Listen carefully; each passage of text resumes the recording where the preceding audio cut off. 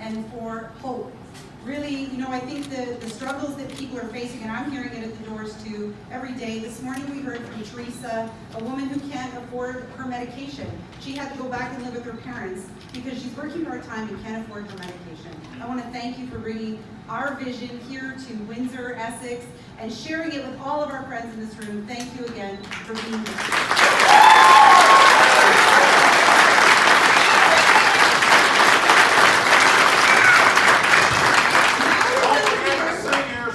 Now we want to hear from all of you. So who has a question? We've got a couple folks in the room. They're going to walk around with the mics. Let's take some questions from all of you. Okay? You want to start? Is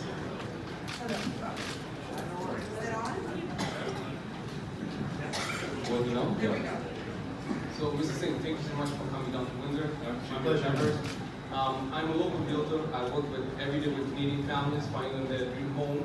So my question is regarding housing. Today's the housing prices are catching up like crazy. People cannot afford houses anymore. The houses that are on the market are run down, which are affordable. So how can the NDP make houses more affordable for Canadians, especially for young Canadians that are going into the first home buyer? Thank you. Thank you very much.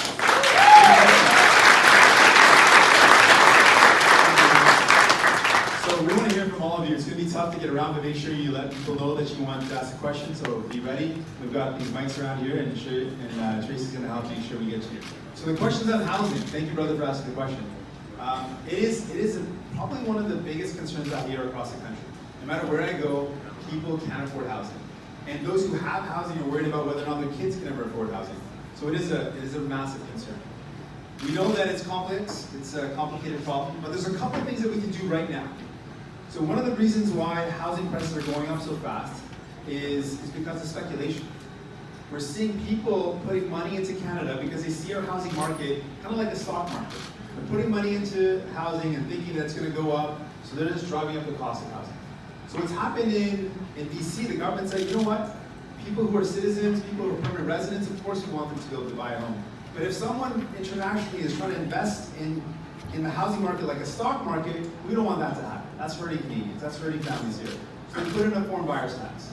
What we want to do is bring that tax nationally. Across the country, put that in place.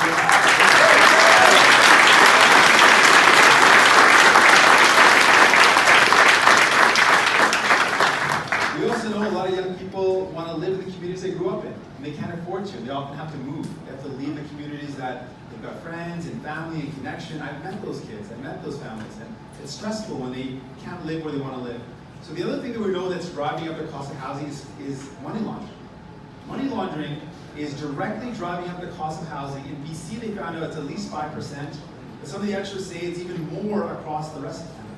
So there's a department at the federal level that's supposed to deal with money laundering, but no one is actually tackling the issue. There's actually no one working on any cases. So I asked the question to Mr. Trudeau, why is it that we've got a department for money laundering, but no one's doing the work? And I guess you can guess his answer. He didn't answer. But that's what we're going to change. We're going to clamp down on money laundering. It's driving up the cost of housing and it's making it harder for people to afford. So that's some of the root causes. We also want to make sure that people can find a home that's living right now. And we know in countries where housing is affordable, there's an affordable option for rent. And that means investing in affordable housing. So what we plan to do is build 500,000 new affordable homes across this country.